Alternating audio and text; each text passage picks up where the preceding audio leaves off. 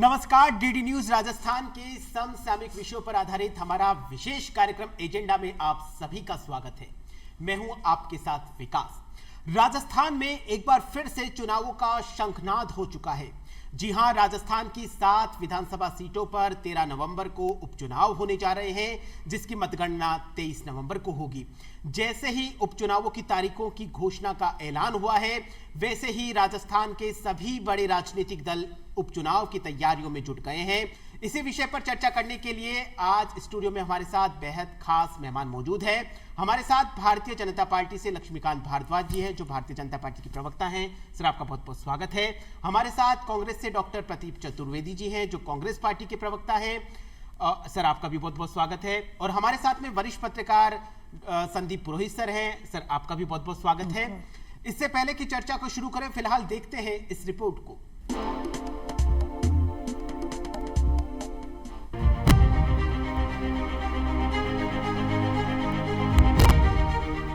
प्रदेश में चुनावों का एक बार फिर से शंखनाद हो चुका है। भारत निर्वाचन आयोग ने प्रदेश की 7 विधानसभा सीटों पर उपचुनाव के लिए तारीख की घोषणा कर दी है। इनमें झुंझुनू, अलवर की रामगढ़, दौसा, टोंक की देवली उनियारा, नागौर की खींवसर, उदयपुर की सलूम्बर और डूंगरपुर की 84 शामिल है। इन सीटों पर मतदान 13 नवंबर को होगा और मतगणना 23 नवंबर को होगी। फिलहाल इन सीटों पर नामांकन की प्रक्रिया शुरू हो चुकी है। इन 7 विधानसभा क्षेत्रों में कुल 19,36,533 मतदाता अपने मताधिकार का उपयोग करेंगे। इसके लिए 7 विधानसभा क्षेत्रों में कुल 1,862 मतदान केंद्र और 53 सहायक मतदान केंद्र स्थापित किए जाएंगे। नॉमिनेशंस फाइल करने की जो अंतिम तारीख है वो 25 अक्टूबर है और 3 बजे तक ये जो प्रक्रिया है ये समाप्त हो जाएगी। जो स्क्रूटनी है, जिसको समीक्षा कहते हैं, वो 28 अक्टूबर को संपादित की जाएगी। नाम वापसी की जो अंतिम दिनांक है वो 30 अक्टूबर है। सो दिवाली से जस्ट पहले तक जो नाम वापसी है वो करवाई जा सकती है। मतदान राजस्थान के केस में जो उपचुनाव जहाँ पे हो रहा है 13 नवंबर को होगा और जो मतगणना है 10 दिन बाद यानी कि 23 नवंबर को संपादित की जाएगी। इन 7 विधानसभा सीटों पर नजर डालें तो झुंझुनू सीट 4 चुनावों में लगातार कांग्रेस जीत रही है। ये सीट कांग्रेस विधायक ब्रिजेंद्र ओला के सांसद बनने के बाद खाली हुई है। दौसा सीट से कांग्रेस के विधायक मुरारी लाल मीणा के सांसद बनने के बाद ये सीट रिक्त हुई है। वहीं देवली उनियारा से कांग्रेस के विधायक हरीश मीणा के टोंक सवाई माधोपुर से सांसद बनने के बाद ये सीट रिक्त हुई है। रामगढ़ से कांग्रेस विधायक जुबेर खान के निधन की वजह से ये सीट यहां पर रिक्त हुई है। वहीं 84 सीट से बीएपी विधायक राजकुमार रोध के डूंगरपुर बांसवाड़ा से सांसद बनने के बाद ये सीट रिक्त हुई है। खींवसर सीट से आरएलपी से विधायक हनुमान बेनीवाल के नागौर से सांसद बनने के बाद ये सीट खाली हुई है। वहीं सलूम्बर की बात करें तो सलूम्बर से भाजपा विधायक अमृतलाल मीणा के निधन होने से इस सीट पर उपचुनाव हो रहे हैं। विधानसभा उपचुनावों की तारीख की घोषणा होने के साथ ही प्रदेश के राजनीतिक दल रणनीति बनाने में जुट गए हैं। भाजपा, कांग्रेस, आरएलपी, बीएपी सहित अन्य दलों ने अपने अपने प्रत्याशियों को समर्थन दिलाने के लिए पूरा दम लगाना शुरू कर दिया है। भारतीय जनता पार्टी के प्रदेश अध्यक्ष मदन राठौड़ का कहना है कि इन 7 सीटों पर होने वाले उपचुनाव में भाजपा की जीत सुनिश्चित है, क्योंकि भाजपा पहले से जनता के बीच सक्रिय रहती है और बूथ से लेकर जिला स्तर पर बीजेपी के कार्यकर्ता अपनी पूरी जिम्मेदारी निभाते हैं। हमारा देखिए संगठन मजबूत है। हमारा संगठन चाहे बूथ से लेकर के और जिला लेवल तक हम सतत प्रयत्नशील रहते हैं। नियमित रूप से समीक्षा भी होती है। संगठन को सुदृढ़ करने के लिए हमारे कार्यकर्ता लगे हुए हैं और जनसंपर्क हमारा पर्याप्त हुआ है। और हमारा सदस्यता अभियान भी चला, उसमें भी हमने और बहुत अच्छे सदस्य बनाए हैं। वो सब सदस्य भी हमारे कार्यकर्ता बनकर के काम करेंगे और निश्चित रूप से हमको सफलता मिली। राजस्थान की सरकार भजनलाल जी की, इन्होंने बहुत अच्छे काम किए। अभी देखिए ना आप, अभी कल का कैलेंडर जारी हुआ जिसमें नौकरियों का रास्ता क्लियर कर दिया। 1,35,36,000 जो वैकेंसीज पहले से पड़ी थी उनको निकाल करके, यानी जो कांग्रेस तो कहती थी कि है ही नहीं वैकेंसी, क्या करें, उन्होंने खोजबीन भी नहीं की और हमारे नेतृत्व ने खोजबीन करके वो सीटें निकाल करके वो रखी, तो नौजवानों को रोजगार के अवसर मिलेंगे, पक्की नौकरियां, सरकारी नौकरियां मिलेगी। वहीं दूसरी ओर कांग्रेस के प्रदेशाध्यक्ष गोविंद सिंह डोटासरा ने 7 सीटों पर कांग्रेस की जीत का दावा किया है। उनका कहना है कि 7 विधानसभा क्षेत्रों के उपचुनावों में कांग्रेस पार्टी की जीत सुनिश्चित करने के लिए प्रदेश कांग्रेस कमेटी ने तैयारी पूरी कर ली है। इसलिए हमने तैयारी कर ली है। 7 उपचुनाव की हमने सीनियर ऑब्जर्वर एक विधानसभा के लिए बना दिया है और हमारे संगठन के 2 पदाधिकारी होंगे और बाकी चुनाव के लिए 4-4, 5-5 सीनियर जो हमारे एमएलए, एक्स एमएलए ऐसे लोगों की हमने वहां पर टीमें बना दी है और पहले से भी टीम बनाई हुई है जिसने बूथ लेवल, मंडल लेवल और ब्लॉक लेवल के ऊपर जाकर के मीटिंगें की है। कुल मिलाकर सभी राजनीतिक पार्टियां इन उपचुनावों में अपनी जीत को सुनिश्चित करने के लिए पूरा जोर लगा रही है। इन सीटों पर किसकी होगी जीत और किसकी होगी हार, ये तो आगामी 23 नवंबर को ही पता चल पाएगा। ब्यूरो रिपोर्ट, दूरदर्शन समाचार, जयपुर। चलिए, तो आपने इस रिपोर्ट को देखा, अब चर्चा को शुरू करते हैं। लक्ष्मीकांत जी, सबसे पहले आपके पास में आना चाहूंगा। वक्त आ गया है 10 महीनों में जो काम किया है उसकी परीक्षा का। निश्चित रूप से हम इस परीक्षा के लिए तैयार हैं और हम तो सरकार में होते हैं तब भी और सरकार में नहीं होते तब भी 24 घंटे 365 दिन जनता के बीच में रहते हैं। एक कैडर बेस्ड ऑर्गेनाइजेशन हमारा है, लेकिन क्योंकि इस बार हम सरकार में हैं और 10 महीने की हमारी सरकार यहाँ पर हो चुकी है प्रदेश में, तो 10 महीने में जो जनता के लिए भारतीय जनता पार्टी की सरकार ने, भजनलाल शर्मा जी की सरकार ने काम किए हैं, वो एक हमारे सामने एक आदर्श हैं जिनको लेकर हम जनता के बीच में जाएंगे। और निश्चित रूप से 7 की 7 सीटों पर हम लोग इस बात को लेकर जाएंगे कि 10 महीने का जो जनादेश भारतीय जनता पार्टी को मिला है, उस दौरान भारतीय जनता पार्टी ने जनता के आशीर्वाद को सरमाथे पर रखकर जिस तरीके से जनता की सेवा की है, राजस्थान के विकास का एक रोड मैप तैयार किया है, राजस्थान में लॉ एंड ऑर्डर की सिचुएशन को कंट्रोल किया है, राजस्थान में जिस तरह पेपर लीक के कारण यहाँ पर हाहाकार मचा हुआ था उसको रोका है, उसके जो अभियुक्त थे कांग्रेस पार्टी की सरकार में जिन्होंने सब किया था उनको पकड़ कर सलाखों के पीछे भेजा है। भ्रष्टाचार में जो कांग्रेस सरकार के समय राजस्थान ट्रांसपेरेंसी इंटरनेशनल की रिपोर्ट थी कि देश में नंबर 1 पर था, उसको कंट्रोल करने का काम किया है। महिलाओं के अत्याचार और महिलाओं से दुष्कर्म के मामले में कांग्रेस के समय राजस्थान देश में नंबर 1 पर था, उसको कंट्रोल करने का काम राजस्थान में हुआ है। बहुत सारे से काम राजस्थान में ERCP को 45,000 करोड़ का प्रोजेक्ट भारतीय जनता पार्टी की सरकार, भजनलाल शर्मा जी की सरकार लेकर आई है। यमुना जल समझौता हरियाणा के साथ भारतीय जनता पार्टी की सरकार ने किया है। 450 रुपए में सिलेंडर देने का काम 73 लाख परिवारों को भारतीय जनता पार्टी की सरकार कर रही है। और पेट्रोल और डीजल की कीमतें जो कांग्रेस पार्टी के समय देश में सबसे ज्यादा राजस्थान में हुआ करती थी, पहली ऐसी सरकार है जिसने 10 महीने में 1 पैसा राजस्थान की जनता के ऊपर किसी तरीके के टैक्स का नहीं लगाया और पेट्रोल और डीजल पे 2% वैट कम करके पेट्रोल और डीजल की कीमतों को भी कम करने का काम किया। पूरे प्रदेश में एक समान पेट्रोल और डीजल की कीमतें कम हुई। बहुत सारे ऐसे काम जो मैं आपको बैठकर यहाँ गिना सकता हूं जो भारतीय जनता पार्टी की सरकार बनने के बाद 10 महीने में हुए हैं और उसके आधार पर बात करेंगे। फिलहाल हमारे साथ कांग्रेस के प्रवक्ता भी मौजूद है, प्रदीप जी।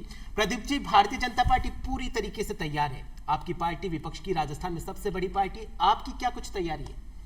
विकास जी, निश्चित तौर पे जो बात आप कह रहे हैं उसमें हमारी पार्टी बिल्कुल अग्रिम रूप से तैयार है और हमारे यशस्वी प्रदेश अध्यक्ष श्री गोविंद सिंह डोटासरा जी बहुत सक्रिय और बहुत ही मेहनती हमारे नेता हैं।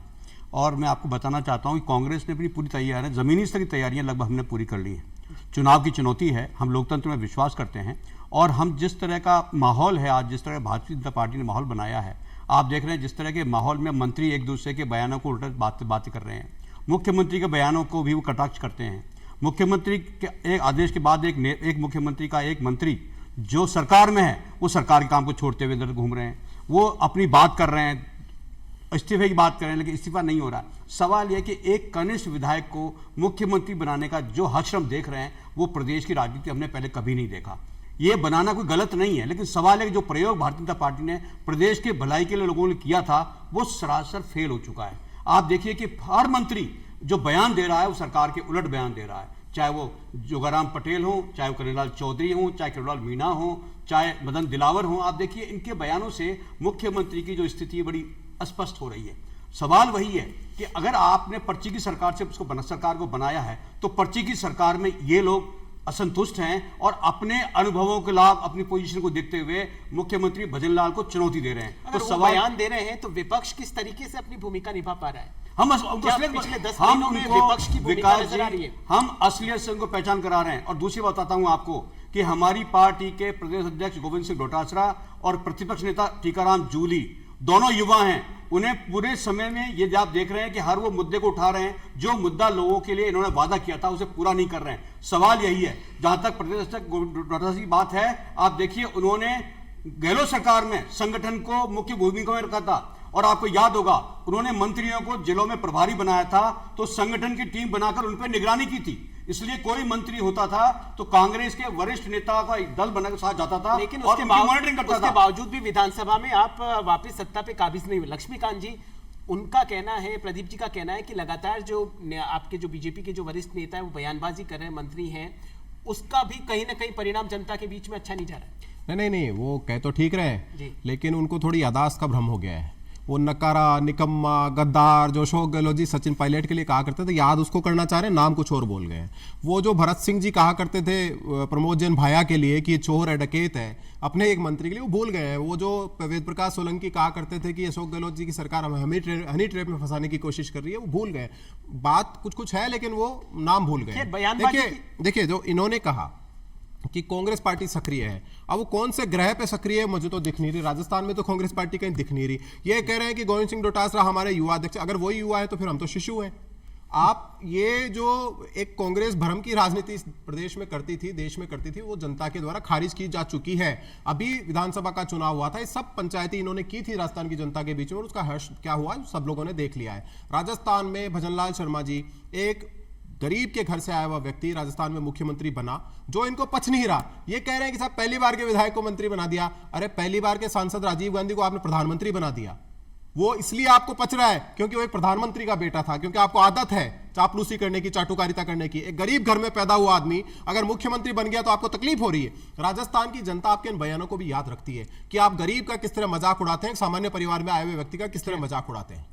जी खैर, बयानबाजी को छोड़ते हैं, एक बार फिलहाल हमारे साथ में वरिष्ठ पत्रकार संदीप पुरोहित जी हैं। संदीप जी, आप काफी सालों से पत्रकारिता में सक्रिय है, इतने राजस्थान की राजनीति में काफी उतार चढ़ाव आए, बड़े नजदीकी से देखा है। फिलहाल उपचुनाव को लेकर क्या कुछ ट्रेंड रहा है सत्ता पक्ष को लेकर और विपक्ष को लेकर? कौन सी पार्टी ने ज्यादा सत्ता में रहते हुए उपचुनाव जीते हैं? देखिए, ऐसा कुछ निश्चित तो नहीं है, लेकिन जब हम 2018 के ऑनवर्ड्स बात करते हैं तो वहाँ कांग्रेस जरूर ज़्यादा जीती है, कांग्रेस को जीत ज़्यादा मिली है, सत्ता पक्ष में मिली है। लेकिन जब हम 2013 की बात करते हैं तो वहाँ भारतीय जनता पार्टी जब एक बम्पर मेजोरिटी के साथ सरकार में आई थी, लेकिन फिर भी वो 3 उपचुनाव हार गई थी। लेकिन जो ये वाला उपचुनाव है, ये बड़ा दिलचस्प उपचुनाव है, क्योंकि इसमें भारतीय जनता पार्टी के पास खोने के लिए बहुत ज़्यादा कुछ नहीं है। इन 7 सीटों में जो उसके पास सिर्फ 1 सीट है, बाकी 6 सीटें दूसरों के पास हैं। तो इसलिए ऐसा नहीं लगता कि भारतीय जनता पार्टी इस चुनाव को कोई बहुत ज़्यादा बैकफुट पर आकर लड़ रही है या उसकी कोई मजबूरी है, ऐसा कहीं से भी नहीं है। हाँ, लेकिन ये जरूर है कि सत्ता पक्ष के लिए एक प्रश्न चिन्ह है, एक इम्तिहान है कि वो कितनी सीट जीतती है। मतलब एक पॉलिटिकल पार्टी ये भी कह सकती है कि एक रेफरेंडम की तरह उपचुनाव को देखा जा सकता है। लेकिन मुझे लगता है रेफरेंडम या उपचुनाव को सरकार का परीक्षण अभी कहा जाए ये बहुत जल्दी होगा, क्योंकि समय अभी बहुत कम गुजरा है, अभी तो पहला साल भी नहीं गुजरा है। जी लक्ष्मीकांत जी, संदीप जी का कहना है कि जो अभी ये जो चुनाव है ये मतलब एक तरीके से रेफरेंडम के तौर पे नहीं देखा जा सकता, और आपके पास में खोने के लिए कुछ भी नहीं है। नहीं, देखिए मैंने आपको पहली लाइन से कहा है, भारतीय जनता पार्टी किसी भी चुनाव को कभी भी ऐसा नहीं है कि उसको गंभीरता से नहीं लेती। भारतीय जनता पार्टी का अगर पंचायत का चुनाव भी लड़ने जा रही है तो पार्टी पूरी ताकत से चुनाव लड़ती है, क्योंकि चुनाव जीतने के लिए लड़ा जाता है। भारतीय जनता पार्टी अपने योग्य प्रत्याशी को चुनाव लड़ाती है, अपने कार्यकर्ताओं की पूरी ताकत लगाती है। और क्योंकि हमारी जब सरकार होती है तो हमारी सरकार में जो हमने काम किए हैं उनके दम पर हम जनता के बीच में जाते हैं। और निश्चित रूप से आप ये देखिए कि इसका प्रभाव राजस्थान की जनता के ऊपर आज आपको स्पष्ट रूप से देखने को मिलेगा। मैं आपको कंपेयर करके बता रहा हूं पिछली सरकार से लेकर अब तक का जो राजस्थान में 10 महीने में भारतीय जनता पार्टी की सरकार ने बदल कर दिया है।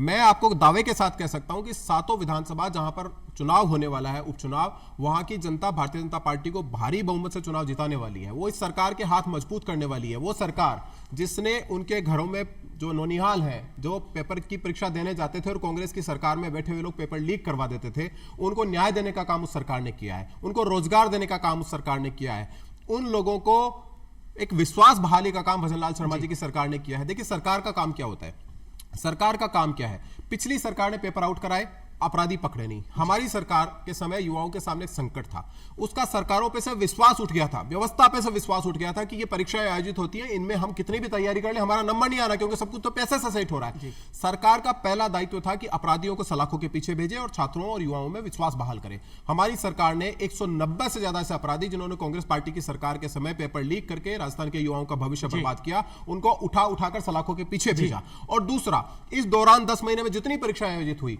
पारदर्शी तरीके से, बिना पेपर आउट हुए, बिना किसी अव्यवस्था के परीक्षाएं आयोजित हुई, ताकि एक युवाओं में व्यवस्था के प्रति, सरकार के प्रति विश्वास बहाल हो कि जो तैयारी कर रहे हैं उसका परिणाम आए। प्रदीप जी, इनका कहना है कि पिछले 10 महीनों में राजस्थान की पूरी सूरत बदल के रख दी है और सबसे ज्यादा युवाओं के लिए जो रोजगार का मुद्दा है उसमें पेपर लीक और कई परीक्षाओं के जो पेपर लीक हुए हैं उनको लीक करने वाले आज सलाखों के पीछे हैं। देखिए, जो ये तथ्य दे रहे हैं वो भ्रामक हैं। मैं आपसे कहना चाहता हूं, हमारी सरकार में 155 लोग तो पहले ही अरेस्ट हो चुके थे, हमने गिरफ्तार किया था, इसकी शुरुआत भी हमने की थी।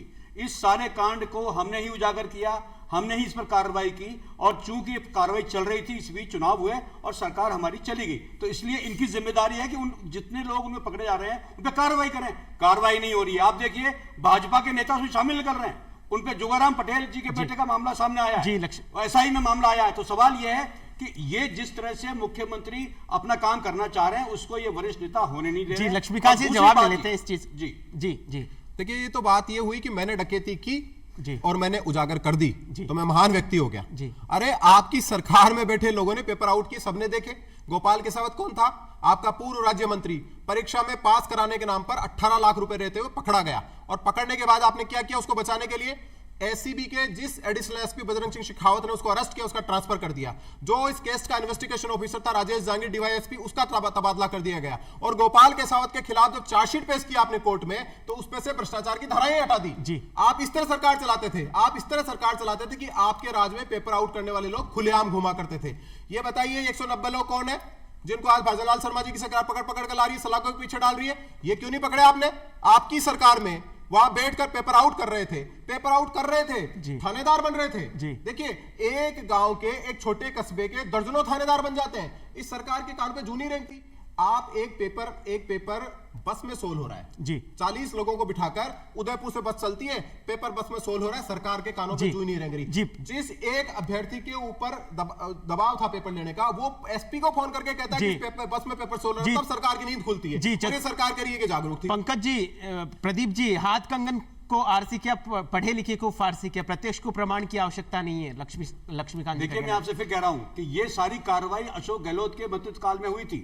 सवाल इस बात का है कि जो भी गड़बड़ियां हुई और जो संज्ञान में लाई गई उसमें अशोक गहलोत जी की सरकार ने कार्रवाई की। इसी कार्रवाई को आप आगे बढ़ रहे हैं, पर सवाल यह है कि इनको पास, कांग्रेस को 10 महीने बाद इनकी सरकार बन चुकी है, 10 महीने से काम कर रहे हैं, लेकिन कांग्रेस को कोसना इनकी प्राथमिकता है। लेकिन सबसे ज्यादा पेपर लीक भी सरकार का 10 महीने में जो इनका प्रगति का कार्ड है उसकी बात नहीं करते हैं। कांग्रेस ने अगर भ्रष्टाचार हुआ तो हमने उस पर कार्रवाई की, हमने उन लोगों को सीखचों में डाला, ऐसा नहीं है। 155 लोग हमने सीखचों में डाले हैं, सवाल कार्रवाई हमने शुरू की है, आप उसको अंजाम देने की बात कर रहे हैं। लेकिन कर क्या रहे हैं? ना तो आपने स्पेशल कोर्ट गठित की है, आप जो कार्रवाई चल रही थी ना तो उसने किया, एसओजी ने रिकमेंड किया कि आप परीक्षा कीजिए, और मंत्री जी कह रहे हैं किरोड़ा जी वो परीक्षाओं कैंसिल कर दीजिए। लेकिन पेपर लीक भी तो अशोक गहलोत सरकार ने सबसे ज्यादा पेपर लीक भी वहीं पे हुए, शामिल कर रहे हैं, आप उनकी बात नहीं मान रहे। सरकार कोई फैसला करने को तैयार नहीं है। सरकार ने एक कमेटी बना दी चेलों की, जिस मंत्री ने ये उठाया मुद्दा कि इसको बर्खास्त किया जाना चाहिए, एग्जाम कैंसिल किया चाहिए,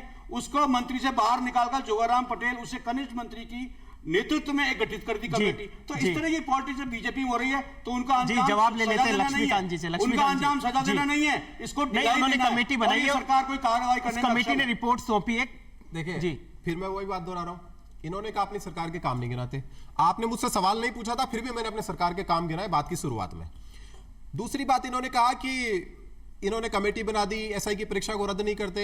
मतलब पहले तो आप ये स्वीकार करिए इस कैमरे पर बैठकर कि आपने पैसा खाकर सब इंस्पेक्टर के पेपर बेचे और इसलिए उस परीक्षा में धांधली हुई और हमें वो परीक्षा रद्द करनी चाहिए। ये लाइन बोलिए। आपकी सरकार के समय अपराध हुआ, आपके समय पाप हुआ, इसको स्वीकार करिए। तो फिर कमेटी क्यों बना रहे हैं? अगर कमेटी क्यों बना रहे हैं? अगर ये फैसला है तो कमेटी क्यों बना रहे हैं? और वो कमेटी क्यों नहीं फैसला कर रही? उस कमेटी की रिकमेंडेशन क्यों नहीं आ रही है? मुख्यमंत्री ने 6 मंत्री कमेटी बनाई है, तो फिर उन्होंने कार्रवाई क्यों करनी कर रहे हैं? क्यों उस बात को कर रहे हैं? कमेटी कह रही है कि मुख्यमंत्री फैसला करेंगे। फिलहाल कमेटी बनाने का मतलब क्या था? फिलहाल कमेटी को गठित करने का अभिप्राय क्या था? मुख्यमंत्री जी ने जब ये कमेटी गठित की तो उनका अभिप्राय था कि न्याय हो, लेकिन कमेटी कह रही है कि मुख्यमंत्री फैसला करेंगे। अरे भाई सरकार के लोग तो उन्हें सरकार चलाने का अधिकार नहीं है। एक बार एक ही बात सुनेंगे तो आराम से सुन पाएंगे। देखिए मैं पहली बात इनको स्पष्ट कर दूं, बीच में बोलेंगे तो आगे बोल ही नहीं पाएंगे। मैं आपको दूसरी बात कह रहा हूं, ये स्वीकार कर रहे हैं कि कमेटी करेगी, कि मुख्यमंत्री करेंगे, कि मैं करूंगा, कि आप करूंगा। आप तो ये बताइए पेपर लीक किसने किए, किसके राज में हुए? जिसने किए उसको गिरफ्तार किया। अरे आपने उनसे कार्रवाई की हमने 155 लोग गिरफ्तार किए और ये हमारी सरकार आराम से खुलासा हमारी सरकार से हुआ है। ये खुलासा हमारी सरकार चतुर्वेदी जी, लक्ष्मीकांत जी, मुझे बताइए चतुर्वेदी जी बात करेंगे। पेपर लीक को लेकर जो कमेटी बनाई गई उन्होंने सीएम को रिपोर्ट सौंप दी है। फिलहाल सीएम के पक्ष में फिलहाल उपचुनाव के मुद्दे पर लौटते हैं। उपचुनाव को लेकर इन्होंने जो एक शब्द बोला कि हमारी सरकार ने खुलासा किया। अरे आपकी सरकार को खुलासा करने की जरूरत है क्या? कांग्रेस की सरकार जहां पे होगी वहां चोरी डकैती भ्रष्टाचार होगा, खुलासा करने की जरूरत है क्या? अगर अगर कांग्रेस करके बोलिए चतुर्वेदी जी।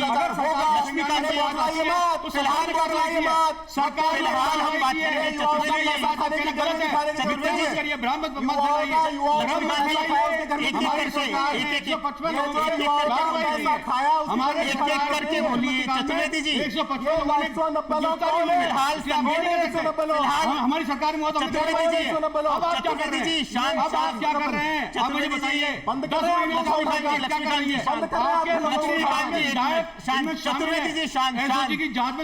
चतुर्वेदी जी शांत। हमारे साथ संदीप पुरोहित जी भी हैं। संदीप जी, आप किस तरीके से देख रहे हैं इस पूरे उपचुनाव को लेकर? कौन कौन से मुद्दे हावी रहने वाले हैं? देखिए, उपचुनाव के मुद्दे मुझे लगता है ये पेपर लीक का जो मुद्दा अभी अपने यहाँ भी गरमाया है, निश्चित तौर पर ये भी एक बड़ा मुद्दा रहेगा। परीक्षार्थियों के साथ अन्याय हुआ है, ये भी अपने आप में एक निश्चित बात है। लेकिन पेपर लीक की एक ऐसी समस्या आ गई जो खाली राजस्थान में नहीं और जगह भी हो रही है। तो पूरी एक सिस्टम, वूल प्रूफ सिस्टम होना चाहिए कि किसी भी प्रकार से पेपर लीक नहीं हो। क्योंकि पेपर लीक का सबसे बड़ा कोई सफरर है, अगर सबसे बड़ा किसी को परेशानी है तो वो उस व्यक्ति को परेशानी होती है जो परीक्षा ईमानदारी से पास करता है, पढ़कर पास करता है, मेहनत से पास करता है। क्योंकि जितने के जितने अभ्यर्थी पास हुए उनमें से सारे तो पेपर ला करके, नकल करके या डमी कैंडिडेट बैठा के पास हुए नहीं है। जो वास्तव में ईमानदार लोग होते हैं उनकी बड़ी समस्या खड़ी हो जाती है। तो निश्चित तौर पे उनके साथ न्याय हो, ये बहुत जरूरी है। तो उपचुनाव के अंदर ये अपने आप में एक मुद्दा रहेगा ही रहेगा। लेकिन मैं फिर कह रहा हूं कि ये जो उपचुनाव है राजस्थान का, बड़ा दिलचस्प होगा। भारतीय जनता पार्टी, कांग्रेस और 2 अलग पार्टियां और है, वे भी पूरी दमखम से चुनाव लड़ रही है। इस चुनाव के बाद एक चीज का फैसला और होगा कि राजकुमार रौत और हनुमान बेनीवाल की राजस्थान की सियासत में क्या हैसियत रहती है, क्या स्थिति रहती है, ये भी ये उपचुनाव तय करेगा। कांग्रेस और भाजपा से ज्यादा मेरी नजर इस पर भी है कि इन दोनों नेताओं की स्थिति इस चुनाव के बाद क्या रहती है। क्या हनुमान बेनीवाल अपने गढ़ खींवसर को बचा पाएंगे?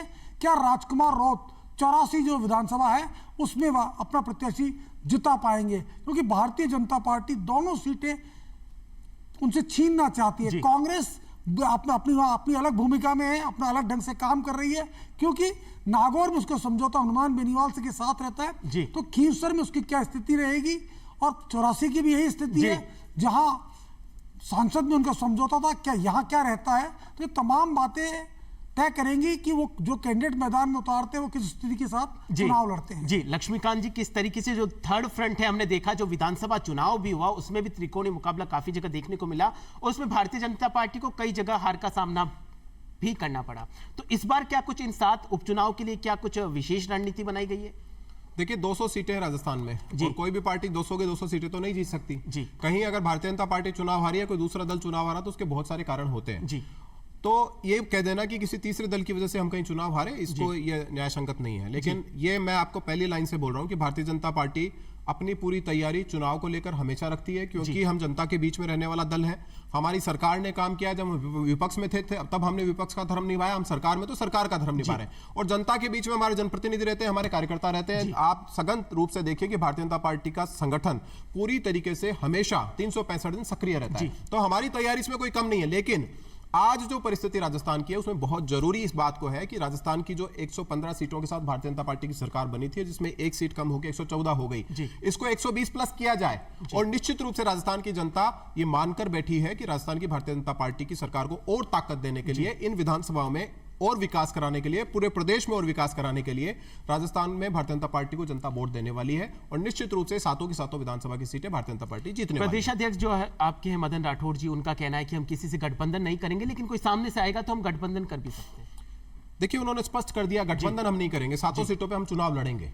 कोई हमें सहयोग करना चाहता है तो वो उसका स्वागत है, लेकिन 7 की 7 सीटों पर भारतीय जनता पार्टी के प्रत्याशी चुनाव लड़ेंगे, भारतीय जनता पार्टी के कैंडिडेट चुनाव लड़ेंगे। हमारी 7 सीटों पर तैयारी है, हम 7 सीटें जीतने जा रहे हैं। इसलिए अगर कोई और दल हमें सहयोग करना चाहे, हमें उसका अभिनंदन है, उसका स्वागत है, लेकिन हम किसी और के लिए सीट छोड़ने नहीं जा रहे हैं। हम 7 सीटों पर भारतीय जनता पार्टी के कैंडिडेट चुनाव लड़ेंगे। जी, कांग्रेस से क्या कुछ तैयारी है प्रदीप जी इन 7 उपचुनावों पर? इससे पहले मैं एक बात कहना चाहता हूं विकास जी कि अभी भाजपा के संगठन प्रभारी और प्रदेश अध्यक्ष ने एक बयान दिया है कि हमारे पास खोने के लिए कुछ भी नहीं है। अगर ये स्थिति बनी है तो फिर लड़ाई तो इन्होंने वैसे ही छोड़ दी है। इनका यह बयान ये इंगित करता है कि इनकी लड़ाई के लिए इनके पास मनोबल नहीं है, ये सामर्थ्य नहीं है। इसलिए दोनों नेता ये बयान दे रहे हैं कि हमारे पास खोने कुछ नहीं है। इस तरह चुनाव लड़ने की स्थिति मैंने कभी देखी नहीं है। जहां तक बात आपने कहा कांग्रेस की क्या कुछ, जहां तक आपने कहा तैयारियों की बात, तो मैं आपको बता दूं हमारे यशस्वी प्रदेश अध्यक्ष गोविंद सिंह डोटासरा जी ने बिल्कुल होमवर्क करके तैयार करते हुए आला कमान के विश्वास में लेकर उन्होंने टीमें तैयार कर दी है। जिला स्तर पर, पंचायत स्तर, ब्लॉक स्तर पर हमने टीमें गठित कर दी है। हमने उसमें सांसदों, विधायकों, मंत्रियों, जो भी पूर्व मंत्री हैं, उन सब के बनाकर सामंजस्य में हमने दल गठित कर दिए हैं और 4-4, 5 ब्लॉक कमेटियां बना दी हैं जो इस पूरे चुनाव में लग चुकी हैं। इसलिए हम इस तैयारी में बहुत आगे हैं और प्रदेश अध्यक्ष और प्रतिपक्ष नेता टीकाराम जूली दोनों मिलकर के इस प्रदेश की इस राजनीति में उपचुनावों में एक बहुत ही शानदार रिजल्ट देने की तैयारी में है। मैं आपको ये विश्वास दिलाता हूं। खींवसर सीट को लेकर क्या है? एक तरफ तो आपने लोकसभा चुनाव में उनके साथ में कोलैबोरेशन किया था और अभी कोई स्थिति अब तक स्पष्ट नहीं। विकास जी, अभी हम ये कहने की स्थिति नहीं है क्योंकि हम तैयारी पूरी सीटों पे कर रहे हैं, लेकिन केंद्रीय नेतृत्व का विचार अगर होगा तो वो उसका इंतजार करेंगे। 20 तारीख तक हमारे यहाँ फैसला हो जाएगा। जो भी स्थिति होगी, केंद्रीय आला कमान का कोई फैसला होगा तो हमको सूचित हो जाएगा और 20 तारीख तक कैंडिडेट भी अनाउंस कर देंगे। लक्ष्मीकांत जी, नामांकन पत्र दाखिल होने की प्रक्रिया शुरू हो चुकी है, अब तक प्रत्याशियों की जो घोषणा है वो अब तक नहीं हुई है। नहीं, देखिए अभी तो हुई है, चुनाव की घोषणा ही अभी हुई है 2-4 दिन में। हम तो बहुत जल्दी करने वाले हैं। हमारे प्रत्याशियों की भी जल्दी घोषणा होने वाली है और निश्चित रूप से अभी मान के चलिए कि योग्य प्रत्याशी वहां पर होंगे, चुनाव जीतने वाले प्रत्याशी होंगे। कांग्रेस आगे तो है लेकिन हारने के लिए आगे है, इसलिए इनको कोई बहुत ज्यादा सीरियस लेने की जरूरत नहीं है। आपको ये मानकर चलिए कि 7 सीटों पर कांग्रेस कहीं दिख ही नहीं रही है। 2-3 सीटें तो ऐसी है जहां पर वो 3rd 4th पे आ जाए तो भी बड़ी बात है, जमानत बचा ले वो भी बड़ी बात है। कांग्रेस कहीं दिख नहीं रही है। कांग्रेस केवल नाम के लिए बची है। कांग्रेस का कोई संगठन नहीं है, कांग्रेस का कोई धरातल पे स्तर नहीं है, कांग्रेस की कोई तैयारी भी नहीं है। कांग्रेस के नेता एक इधर जाते हैं, कोई एक इधर जा रहा है, कोई इधर जा रहा है, कोई लेना देना नहीं है। भारतीय जनता पार्टी पूरी ताकत के साथ 7 विधानसभा की सीटें चुनाव जीतने जा रही है और अपनी सरकार के दम तक, काम के दम पर जीतने जा रहे हैं। मैं आपको 50 काम अपनी सरकार के बैठे बैठे गिना सकता हूं। पूछ लो कांग्रेस पार्टी के प्रवक्ता को, 5 साल सरकार चलाई है। अशोक गहलोत जी ने मुख्यमंत्री बनने के साथ अगर कोई स्टोन रखा किसी प्रोजेक्ट का तो 3 ऐसे प्रोजेक्ट बता दें। मैं आपको चुनौती दे रहा हूं, 3 ऐसे प्रोजेक्ट बता दें कांग्रेस के प्रवक्ता कि अशोक गहलोत जी ने शपथ लेने के साथ शुरू किए 100 करोड़ रुपए से ऊपर के 3 प्रोजेक्ट और अपने कार्यकाल में 5 साल के कार्यकाल में समाप्त कर दिए 3 प्रोजेक्ट। जी, सीधा आरोप है ये प्रदीप जी, सीधा आरोप है आप पे। 3 प्रोजेक्ट बता इसी का जवाब प्रदेश की जनता देगी उपचुनाव में। आप चिंता मत करिए। नहीं, हम लोकतंत्र में विश्वास करते हैं। आपने तो कह दिया हम तो लोकतंत्र में विश्वास रखते हैं। लोग इसका फैसला करेंगे, लोग इसका फैसला करेंगे। प्रदेश का आम मतदाता इसका फैसला करेगा कि किसकी बेहतर सरकार थी, किसकी बेहतर सरकार थी। हमने गाँवों में जा जाकर पंचायत उनको सुन लीजिए, प्रदान किए। अशोक गहलोत का सबसे महत्वपूर्ण कार्यक्रम रहा। और सवाल ये है कि लोग कांग्रेस की लोकप्रिय योजनाओं को लोग आज भी याद कर रहे हैं, और मैं आपको इस उपचुनाव में 7 सीटों पर कांग्रेस का अशोक गहलोत के राज में, और खैर वो आने वाला प्रदीप जी उसका जवाब प्रदेश की जनता उपचुनाव में देगी। प्रदीप जी, मेरे कहने से नहीं, लोकतंत्र में जो मान्यता है प्रदीप जी उनका आपने कहा इतने काम कराए, इन्होंने सिर्फ 3 काम पूछे हैं। इन्होंने इनकी सरकार, मेरी सरकार में 3 काम इन्वेस्टमेंट की बात करें तो अशोक गहलोत, अरे आप तो 3 काम बताइए, 100 करोड़ इन्वेस्ट के नाम पर करीब 3000 मेमो किए थे। अरे भाई साहब, 100 करोड़ और के 3 ईआरसीपी को लेकर इन्होंने जो राजनीति प्रोजेक्ट बताइए, 5 साल तक ईआरसीपी में गजेंद्र 100 करोड़ के 3 प्रोजेक्ट बताइए, डबल इंजन करोड़ के फिलहाल 3 प्रोजेक्ट बताइए, 100 करोड़ के 3 प्रोजेक्ट बताइए। नहीं बता पा रहे हैं। फिलहाल चलिए वो जनता तय पर आने वाले समय में लोग उपचुनाव चतुर्वेदी जी वो जनता तय करेगी। अभी 7 उपचुनाव जी, विधानसभा तो मैं आपसे कह रहा हूं ना, इनको जवाब देने का फायदा होने वाले नहीं। हैं। हमारी जनता चुनाव में इसका जवाब देगी। हमारे लोकसभा उसमें राज्यसभा उपचुनाव फिलहाल संदीप जी से चुनाव में जनता इसका समाधान देगी और उसका रिजल्ट भी देगी। आप इंतजार कीजिए, क्योंकि जिस तरह की बातें करते हैं उस बात से लोकतांत्रिक व्यवस्था का सरोकार ही नहीं है। लेकिन कोई सरोकार नहीं है हमारी योजनाओं को लेकर। लेकिन आप चतुर्वेदी बराबरी जी नहीं कर सकते। और चतुर्वेदी सवाल जी ये पर्ची की राजस्थान सरकार से आप चलाएंगे, जहां तो तक पर्ची की सरकार में न तो आपके दल का विश्वास है, चतुर्वेदी न आपकी जी सरकार का विश्वास है। जहां तक हमारे रिपोर्टर्स ने जनता के बीच में जाकर पूछा है, युवाओं से जब बात करी है, तो उन्होंने जो अभी 2-4 दिन पहले जो राजस्थान अधीनस्थ सेवा बोर्ड है, उन्होंने भर्ती परीक्षा का कार्यक्रम घोषित किया है। और राजस्थान में पहली बार ऐसा हो रहा है कि जब उस एग्जाम की तारीख के ऐलान के साथ साथ उस एग्जाम का रिजल्ट कब आएगा वो भी जारी किया है। भारतीय जनता पार्टी लगातार ये बोल भी रही है कि राजस्थान पहली बार हुआ है, प्रयोग किया है। युवा काफी खुश है शिक्षा इससे। विभाग के लोगों धरातल पे सुनिए शिक्षा विभाग के लोगों को डेपुटेशन पर धरातल पे युवा चतुर्वेदी जी भर्ती करने की बात हुई, भर्ती नहीं करके सरकारी कर्मचारियों को चतुर्वेदी जी ने काम किया। तो ये सब जानते हैं कि सरकार में लगा हुआ व्यक्ति डेपुटेशन में जाएगा तो ये मिलाती नहीं है। कुल मिलाकर लोगों को शासन चलाने का काम कर रही है। सवाल क्या पूछ रहे हैं, जवाब क्या दे रहे हैं? खूब समझती है। सवाल क्या पूछ रहे हैं, जवाब क्या दे रहे हैं? रिकॉर्डेड कैसेट ही भेज फिलहाल देते हैं। संदीप पुरोहित जी से बात करते हैं। पुरोहित जी, आपको क्या लगता है जिस तरीके से सिनेरियो रोज चेंज हो रहा है, जिस तरीके से भर्ती परीक्षाओं के कार्यक्रम जारी हो रहे हैं, एक तरफ राइजिंग राजस्थान की भी बात हो रही है, क्या आपको लगता है ये सारे मुद्दे इन उपचुनावों में हावी रहेंगे? देखिए, उपचुनाव में निश्चित तौर पर ये मुद्दे रहेंगे। खासकर मैं बार बार कह रहा हूँ, परीक्षाओं में जो कुछ गड़बड़ियाँ हुई है, धांधलियाँ हुई है, युवाओं को का सीधा इससे संबंध है, ये रहेगा। लेकिन जहाँ तक राइजिंग राजस्थान का सवाल है, चाहे कांग्रेस हो चाहे भारतीय जनता पार्टी हो, मैं एक बात बहुत स्पष्ट तौर से कहना चाहता हूँ कि MOU धरातल पर नहीं उतरते हैं। बड़े बड़े MOU होते हैं, दोनों पार्टियों के राज में हुआ है, बड़े बड़े MOU हुए, बड़ी बड़ी आशाओं की बात होती है, लेकिन धरातल पर बहुत कम उतरता है। तो भजन लाल जी के सामने सबसे बड़ी चुनौती यही है कि जो MOU हो उन्हें धरातल पर उतारा जाए, तभी राइजिंग राजस्थान की सफलता मानी जाएगी। अन्यथा यही है कि सब ठीक है, MOU हो गया और आगे काम बना नहीं। ये पहला राजस्थान का हमारा इतिहास रहा है। देखिए, मैं इस पर एक जवाब देना जी। इन्होंने कहा, ये बात सही है कि राजस्थान में आज से पहले जो पिछली सरकार थी जी, उस सरकार ने भी इस तरह का एक प्रयोग किया था, लेकिन वो धरातल पर नहीं उतरा। ये जो भारतीय जनता पार्टी की सरकार है, भजन लाल शर्मा जी की सरकार है, इसमें और उस सरकार में अंतर क्या है?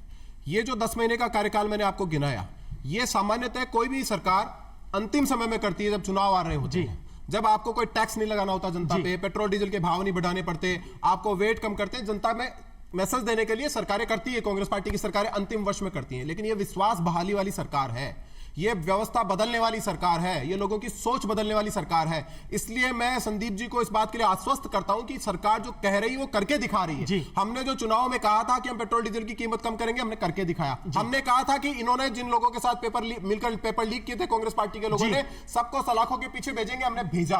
हमने कहा था संगठित अपराध पर रोक लगाएंगे, हमने रोक लगाने की प्रयास शुरू किए। हमने कहा था 450 में सिलेंडर देंगे, हमने सिलेंडर देने का काम शुरू किया। और इसलिए आज हम कह रहे हैं कि जो हम आज ये कह रहे हैं कि राजीव राजस्थान के माध्यम से राजस्थान के मुख्यमंत्री भजनलाल शर्मा जी देश और दुनिया में घूम घूम कर राजस्थान के विकास के लिए जो इन्वेस्टमेंट लाने का काम कर रहे हैं वो धरातल पर उतरता हुआ आपको दिखेगा। क्योंकि सरकार की इच्छा शक्ति है वो राजस्थान की भलाई करने की है। राजस्थान की जो पूर्ववर्ती सरकार थी उसकी इच्छा शक्ति थी घर भरने की, और वो बार बार इनके हर तरीके के कामों में दिखती थी।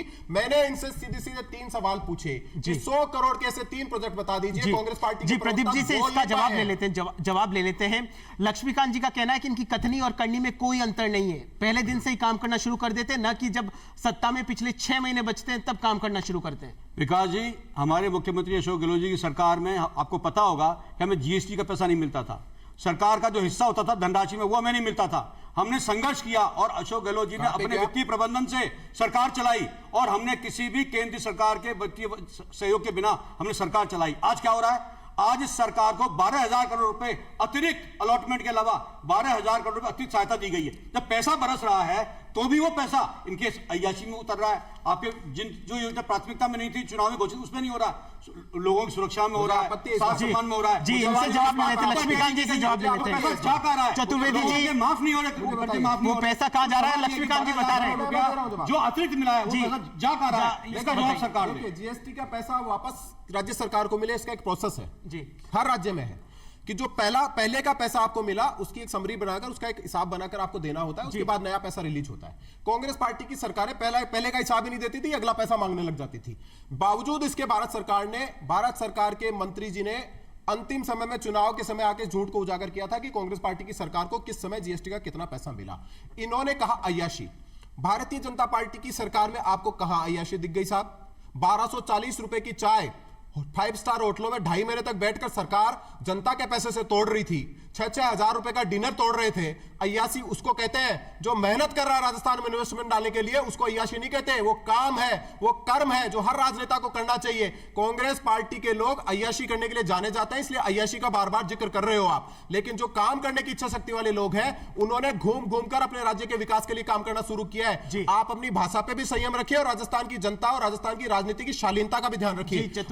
आप अय्याशी किसको कहते हैं इसका मतलब समझिए। 2.5 महीने तक एक चुनी हुई सरकार होटल में कैद रहकर जनता के पैसे पर वहां हजारों करोड़ रुपए फेंक दे अपने खाने खर्चे पर, अपनी अय्याशी पर। अय्याशी उसको कहते हैं जो राजस्थान की भलाई के लिए काम कर रहे हैं, उसको अय्याशी नहीं कहते। जी चतुर्वेदी जी। मुख्यमंत्री जी सामाजिक समारोह में जाते हैं, 400 रुपए की पानी की बोतल मंगाई जाती है। ये अफवाह है, ये अफवाह है, वो गांव के प्रश्न के है। लेकिन सवाल है भाजपा की सरकार अगर 400 रुपए की बोतल पानी पिलाती है तो प्रदेश की स्थिति में जो पानी की और जो व्यवस्थाओं की बात है उसका क्या हो रहा है? ये सारी चीजें जनता के समक्ष मुख्यमंत्री जी अगर ये विलासता करेंगे तो प्रदेश के लोगों को ये 12,000 करोड़ रुपए जो आपको मिला, क्या वो आपने ऐसी कौन सी योजना डाली आपको अतिरिक्त पैसा मिला? आपको अतिरिक्त पैसा मिला तो फिर आपने ऐसा क्यों किया? अतिरिक्त पैसे का कहा आपने उपयोग किया? बताइए, आप इसको बताइए। सारी चीजें जनता देख रही है। जी बिल्कुल, इसलिए बताना चाहता हूँ फिलहाल 12,000 करोड़ रुपए में आज 400 रुपए की बोतल मुख्यमंत्री देते हैं तो ये पैसे का दुरुपयोग नहीं तो क्या है? फिलहाल इन उपचुनावों पर लौटते हैं। उपचुनावों में आपको सबसे ज्यादा कांग्रेस पार्टी के लिए सबसे बड़ी चुनौती क्या लग रही है?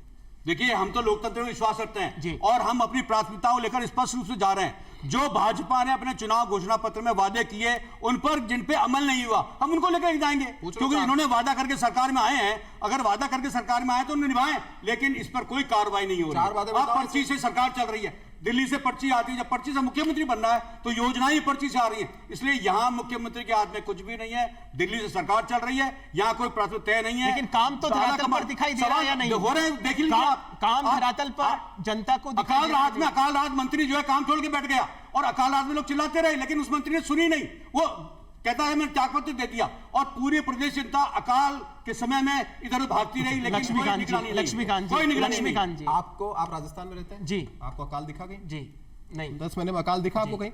अकाल तो उनसे पूछिए, इनसे पूछिए अकाल दिखा आपको कहीं? देखिए क्या है, लक्ष्मीकांत जी बाढ़ का सॉरी मामला बाढ़ वाला था। बरसात अधिक हुई, उससे बहुत नुकसान हुआ प्रदेश का। उसमें मंत्री जो है मैं बताता हूँ अपनी जिम्मेदारी से बात मैं तो उस वक्त पैदा नहीं हुआ था, लेकिन लोग कहते हैं कि 1981 में इस जयपुर शहर में बाढ़ आई थी जी। और जो मौसम विभाग कहता है कि उस वक्त जो पानी बरसा था उससे लगभग दुगना पानी इस वर्ष बरसा है। जो 1981 में पानी बरसा इस बार उससे लगभग दुगना पानी इस वर्ष बरसा है। आपको कितने यहां पर अव्यवस्थाएं दिखी? 1981 की बाढ़ की चर्चा आज तक होती है, कहते हैं सैकड़ों लोग मर गए, कहते हैं सैकड़ों घर डूब गए, पता नहीं क्या क्या हो गया। 1981 की बाढ़ में दुगना पानी गिरा है। आपको कितनी अव्यवस्थाएं दिखी? कांग्रेस पार्टी हार क्यों रही है? कांग्रेस पार्टी इसलिए तो हारी कि जनता से कनेक्ट नहीं है। कांग्रेस पार्टी जानती नहीं उसको करना क्या है। कांग्रेस पार्टी की सोच जो है वो केवल वोट ले लो और घर बैठ जाओ। ये जो आज आप 50-60 साल चलाते आए ना देश में, अब वो सीखने वाले नहीं है। हम जो गांव से आए हुए लोग हैं ना, वो अब देख के बता देते हैं कि आपका असली इतिहास क्या है। इसलिए कोई आपके भ्रम में आने वाला नहीं है। सातों की सातों सीटें भारतीय जनता पार्टी चुनाव जीतने वाली है। कहीं एक दो जगह जमानत बचा लो, इसकी सोचो। कुछ नहीं होने वाला है कांग्रेस पार्टी का।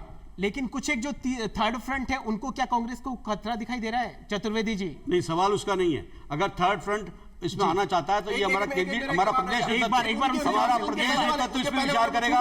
ये हम जैसे कार्यकर्ताओं की जिम्मेदारी नहीं है। लेकिन अगर ऐसी प्रदेश नेतृत्व अपने संविधान करेगा। कुछ आप क्या देखिए, आप विद्वान व्यक्ति हैं, आपके सवाल का जवाब छूटना नहीं चाहिए। आपने कहा कि पर्ची की सरकार, जी बार बार कहा इन्होंने पर्ची की सरकार का जिक्र। पर्ची किसको कहते हैं बताओ आपको? 25 सितंबर 2022 को एक पर्ची आई थी राहुल गांधी की। मल्लिकार्जुन खड़गे लेके आए थे कि अशोक गहलोत जी राष्ट्रीय अध्यक्ष बनेंगे, सचिन पायलट जी मुख्यमंत्री बनेंगे। 92 एमएलए विधानसभा के अध्यक्ष को इस्तीफा देकर आए, यूं पर्ची फाड़ी और यूं दे दी वापस राहुल गांधी के नाम पर। यह होती है पर्ची। पर्ची क्या होती है? मेहनत करी सचिन पायलट ने, 2018 में चुनाव परिणाम आया, एक पर्ची निकली कि ज्यादा रेवेन्यू कौन ला के दे सकता है, अशोक गहलोत जी का नाम आया, उस पर्ची को भी फाड़ दिया। पर्ची किसको कहते हैं वो समझ में आनी चाहिए। पर्ची ये है कि पर्ची तो निकली थी सचिन पायलट के नाम पे 2018 में, लेकिन खर्ची से मुख्यमंत्री बन गया कोई और। तो ये पर्ची और पे और खे का जो अंतर है ना, ये कांग्रेस को समझ में नहीं आ रहा है। खर्ची की सरकार थी ना 5 साल, केवल खर्ची की, पर्ची और खर्ची की सरकार। पेपर लूट से जो पैसा कमाया कांग्रेस पार्टी ने, उससे यात्राएं निकाल रहे थे राजस्थान में। भूले नहीं है राजस्थान के युवा। चतुर्वेदी जी से जवाब ले लेते हैं। जी विकास जी, दुनिया ने देखा कि राजनाथ जी जयपुर आए थे और उन्हें एक पर्ची दी थी वसुंधरा जी को, उनसे नाम मैनेज करवाया था। ये कृत्य पूरे देश ने देखा है, इसलिए कोई छुपी बात नहीं है। और जो बात कर रहे हैं तो ये मोदी के चेले हैं, तो मोदी जी भ्रम की बात करते हैं, झूठ फैलाते हैं। तो जब उन्हीं की सरकार, हम तो प्रधानमंत्री के लोग हैं, तो ये झूठ फरेब का कोई मुकाबला नहीं है। झूठ फरेब का कोई मुकाबला नहीं है। इसलिए मोदी जी, अमित शाह जी सब झूठ फरेब की राजनीति करते हैं, देश के लोग भ्रमित कर रहे हैं। इसलिए आपसे कहना चाहता हूं, देश के लोग, प्रदेश के लोग इन चुनावों में फैसला कर देंगे जो झूठ फरेब को चुनेंगे या सत्यता की जीत। जी बिल्कुल, जनता सब कुछ जानती है और वो फैसला जरूर करेगी। संदीप जी, हरियाणा और जम्मू कश्मीर में फिलहाल में चुनाव हुए, क्या उन चुनावों का राजस्थान में होने वाले उपचुनावों पर कुछ फर्क पड़ता हुआ दिखाई दे रहा है आपको? निश्चित तौर पर फर्क पड़ेगा। भारतीय जनता पार्टी हरियाणा में चुनाव जीतने के बाद जोश से लबरेज है, उसमें एक नया जोश आया है। जिस तरीके से देखिए, अगर हम ईमानदारी के साथ एनालिसिस करें तो पिछले लोकसभा चुनाव में भारतीय जनता पार्टी को भारी झटका दिया है राजस्थान ने। उनको उम्मीद नहीं थी कि राजस्थान में कांग्रेस ये परफॉर्म करेगी, और उत्तर भारत के और किसी स्टेट में इस तरीके का परफॉर्मेंस भारतीय जनता पार्टी का नहीं रहा, कमजोर जितना राजस्थान में रहा।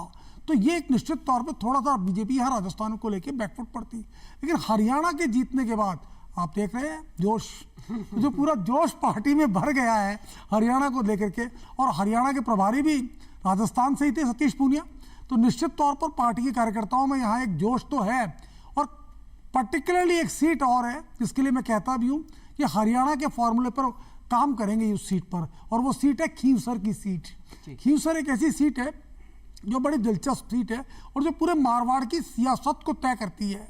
तो वहाँ जो चुनाव है, ऐसा लगता है जाट व अदर्स और उस तरीके का कोई फार्मूला कि भारतीय जनता पार्टी का committed Jat vote bank plus others करके जो हरियाणा का फार्मूला था, शायद वो खींवसर पर भी लागू हो। इस तरीके से कुल मिलाकर के कहा जा सकता है कि हरियाणा की जीत पार्टी के निचले स्तर पर बीजेपी के कार्यकर्ताओं में एक जोश भरा है। जी चतुर्वेदी जी, हरियाणा जीतकर बीजेपी ऑलरेडी एक्स्ट्रा पावर में चार्ज्ड है।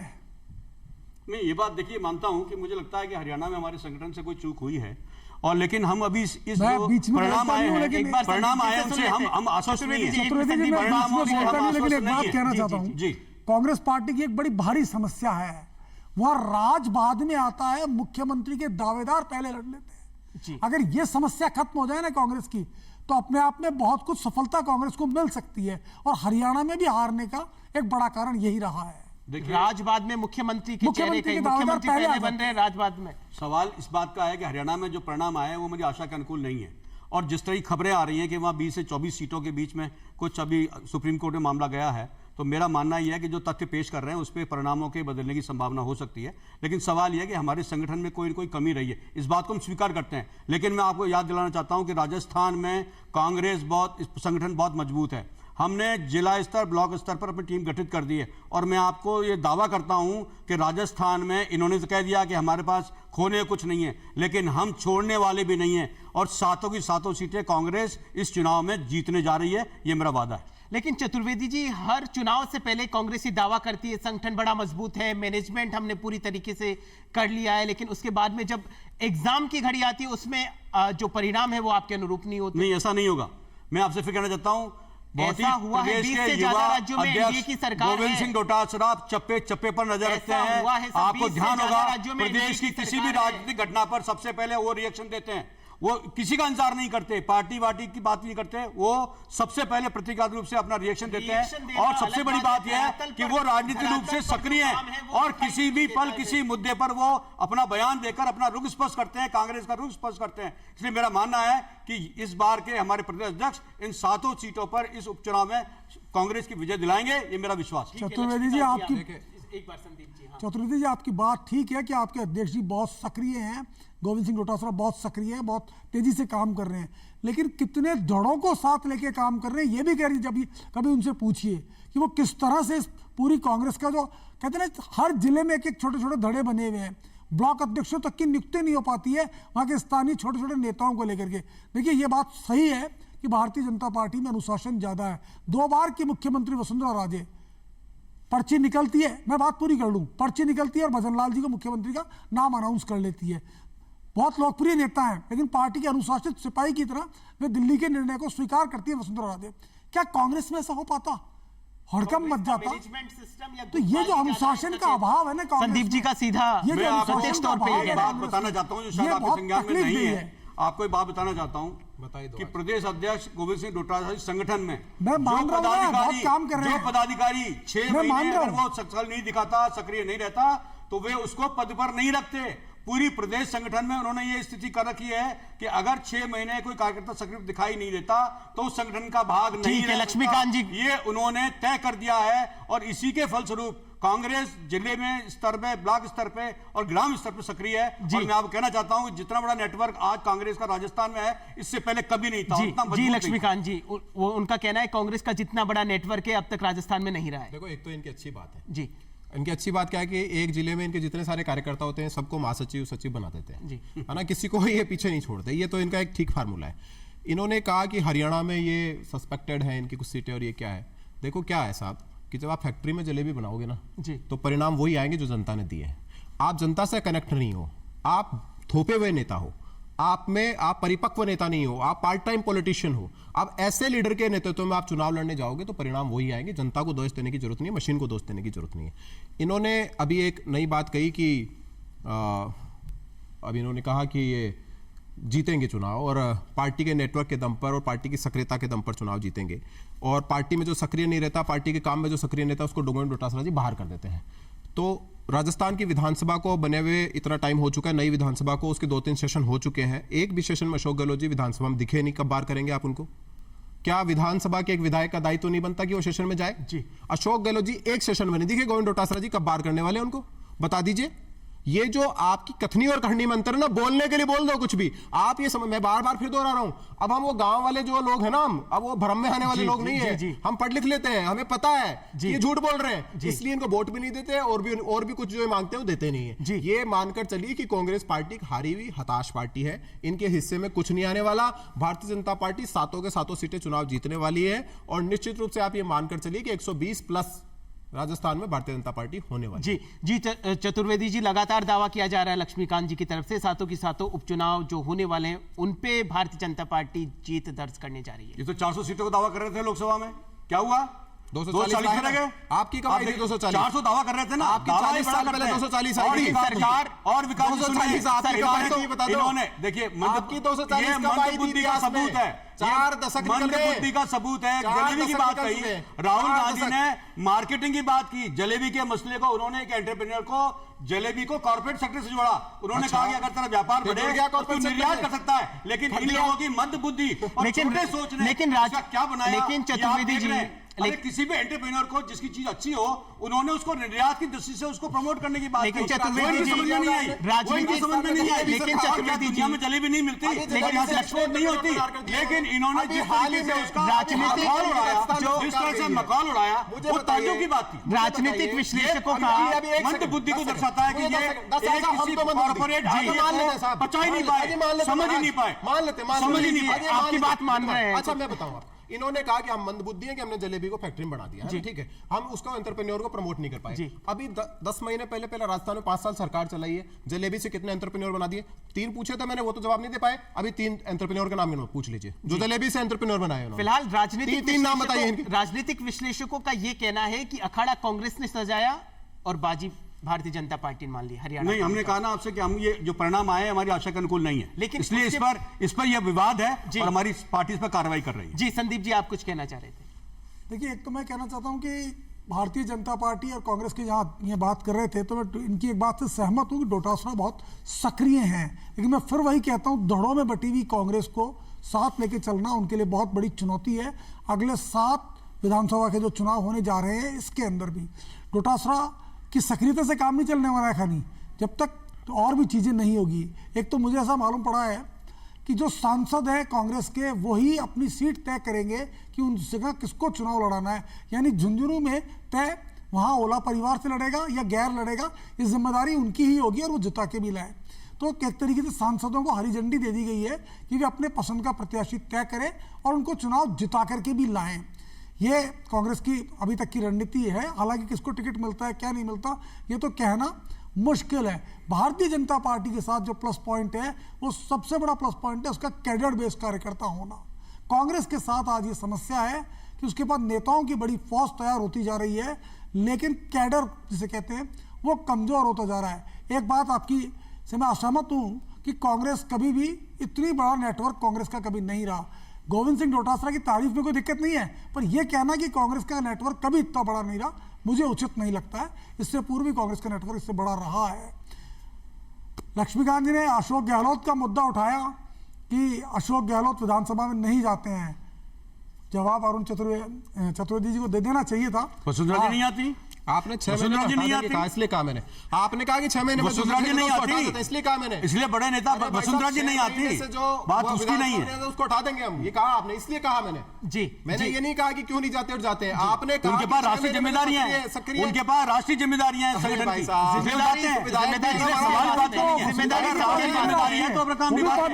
जिम्मेदारी सबके पास में है और उन जिम्मेदारियों का एहसास राजस्थान की जनता को करवाना जरूरी है, तभी वो आपको। कांग्रेस से पहले 4 नेताओं में शुमार है, इसलिए राष्ट्रीय राजनीति में उनकी बहुत बड़ी जिम्मेदारी है। तो वो भी राष्ट्रीय उपाध्यक्ष है। अगर दोनों आप निकालना सवाल उठाने का है तो जवाब सुनने के लिए तैयार रहना चाहिए। फिलहाल 13 नवंबर को राजस्थान की 7 सीटों पर उपचुनाव होने जा रहे हैं। जनता को फैसला करना है कि राजस्थान में जो 7 उपचुनाव जो विधानसभा की सीटों पर होने जा रहे हैं उस पर किसको जिताया जाए, किसकी प्रतिष्ठा को बचाया जाए।